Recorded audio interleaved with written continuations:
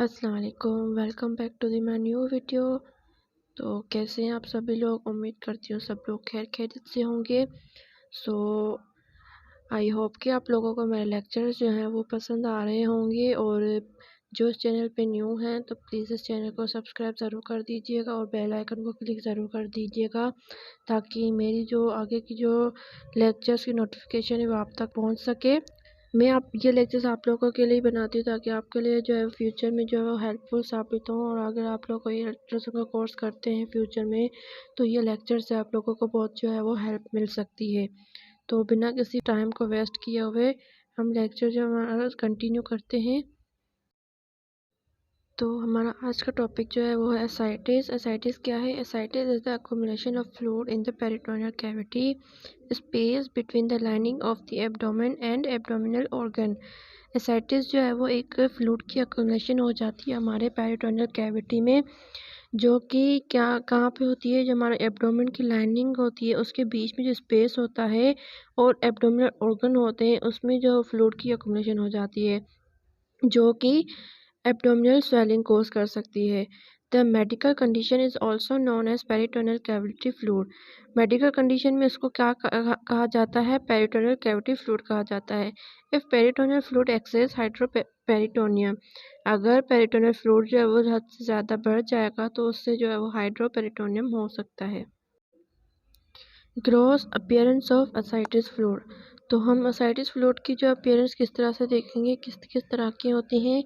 Translucent और yellow. अगर translucent और येलो होगा तो ये जो है वो नॉर्मल या स्टेराइल होगा फ्लूइड। अगर ब्राउन कलर में होगा तो इसमें क्या होगा कि हाइपर बिलिरुबिनेमिया होगा। ब्राउन अगर फ्लूइड होगा तो इसमें जो हमारी जो बॉडी में बिलिरुबिन होता है, ब्लड में जो बिलिरुबिन होता है वो बढ़ जाता है, तो उससे जो है वो ब्राउन कलर होता है एसाइटिस फ्लूइड का। क्लाउडी और टर्बिड होगा। अगर क्लाउडी या टर्बिड टाइप होगा तो उससे समझो कि कोई इन्फेक्शन है लिवर में।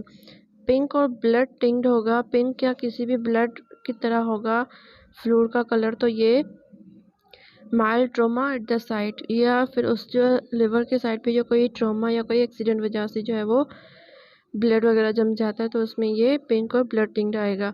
ग्रोसली ब्लडी होगा। ग्रोसली ब्लडी होगा तो इसमें जो है मैलिग्नेंसी या कोई कैंसर वगैरह होगा। और अगर मिल्की होगा, बिल्कुल मिल्क की तरह होगा, तो ये सिरोसिस कहलाएगा। तो ये सारे जो हमें जो है वो लैब की टेस्ट वगैरह करवाएंगे तो उसमें सारे हमें अपीयरेंस का पता चलेगा। अब एक कॉजेज़ क्या है एसाइटिस के? ये लिवर सिरोसिस की वजह से भी हो सकता है एसाइटिस, लिवर कैंसर की वजह से भी हो सकता है, पोर्टल वेन थ्रोम्बोसिस की वजह से भी जो है वो एसाइटिस होगा, हेपेटाइटिस की वजह से भी जो है वो एसाइटिस कोज होगा, पैनक्रियाटाइटिस मतलब पैनक्रियाज में अगर इन्फ्लामेशन है तो उसकी वजह से भी जो एसाइटिस कोज हो सकता है। हार्ट फेलियर, अगर हार्ट फेलियर है तो उसकी वजह से भी जो है वो एसाइटिस हो सकता है। और रीनल फेलियर की वजह से, किडनी फेलियर्स हैं, किडनी के अंदर रीनल्स जो होती हैं उसकी वजह से, फेलियर की वजह से जो है एसाइटिस कोज हो सकता है। ओवरियन कैंसर की वजह से, इंटेस्टाइनल कैंसर, एब्डोमिनल और इंटेस्टाइनल ट्यूबरकुलोसिस की वजह से, वायरल इन्फेक्शन और अल्कोहल अब्यूज़ की वजह से भी जो है वो एसाइटिस कोज हो सकता है। तो एसाइटिस की जो है साइन सिम्टम्स क्या होंगे? Small amount of fluid in the abdomen usually produce no symptoms. Small amount में अगर फ्लूइड होगा एब्डोमेन में तो ये जो है वो क्या है कि सिम्टम्स जो है वो प्रोड्यूस नहीं करेगा। However as the amount of fluid increases the abdominal swell and the skin stretches tightly across the abdomen and the navel becomes flat or even pushed out. अगर फ्लूइड का अमाउंट जो है increase हो जाएगा तो abdomen जो है वो स्वेल हो जाएगा और स्किन जो है टाइटली स्ट्रेच होगी, खिंचाव महसूस होगा एब्डोमिन में। और ये नेवल जो होगी, नाफ जो होगी एब्डोमिन की, वो जो फ्लेट हो जाएगी और बाहर की तरफ जो है पुश्ड आउट हो जाएगी। This puts pressure on the stomach and lungs and can lead to other symptoms. तो ये क्या कर सकता है जो कि स्टमक पे जो है प्रेशर पड़ेगा इससे स्टमक और लंग्स पे, तो ये जो है लीड कर सकता है बाकी के सिम्टम्स पे, जैसे कि एब्डोमिनल स्वेलिंग, एब्डोमिनल स्वेल हो जाएगा, पेन होगा, डिस्कम्फर्ट और increase waste size, discomfort feel होगा और वेस्ट की साइज जो है इंक्रीज हो जाएगी। सडन वेट गेन, वेट जो है वो सडनली जो वेट गेन होगा। डिस्पनिया होगा, डिफ़िकल्टी ऑफ खाना खाने में जो है वो उसको मुश्किल होगी। डिक्रीज एपेटाइट, उसकी भूख जो है उसको कम लगेगी। इनडाइजेशन, उसका खाना जो है हजम नहीं होगा। नोज़िया वोमिटिंग, उसको घबराहट महसूस होगी, वोमिटिंग होगी। और फटीग, थका महसूस करेगा। कॉन्स्टिपेशन होगी, मतलब कब्ज़ वगैरह रहेगी। और जो है हार्ट बर्न होगा, यानी कि सीने में जो है वो जलन वगैरह उसको जो है फील होगा। अब हमारे पास आ जाते हैं grading system of ascites. Ascites की जो उसकी ग्रेडिंग्स होती हैं, इसकी जो हमारे पास 3 ग्रेड्स आ जाती हैं। फर्स्ट ग्रेड में हमारे पास फर्स्ट जो माइल्ड, सेकंड मॉडरेट और थर्ड जो हमारे पास लार्ज आता है। तो फर्स्ट में क्या होगा, mild ascites and is only detectable by ultrasound examination. Grade 1 जो है माइल्ड एसाइटिस होता है, यानी कि थोड़े मिकदार में होता है, और ये जो ओनली जो है वो सिर्फ और सिर्फ जो अल्ट्रासाउंड एग्जामिनेशन में डिटेक्टेबल होता है। Small amount of fluid in the hepatorenal angle और एब्डोमेन। अल्ट्रासाउंड में हम देखेंगे कि फ्लूइड का जो अमाउंट है वो थोड़ा सा होगा, जो कि एब्डोमेन और हेपेटोरेनल जो एंजल होगा उस पे जो हमें नज़र आएगा।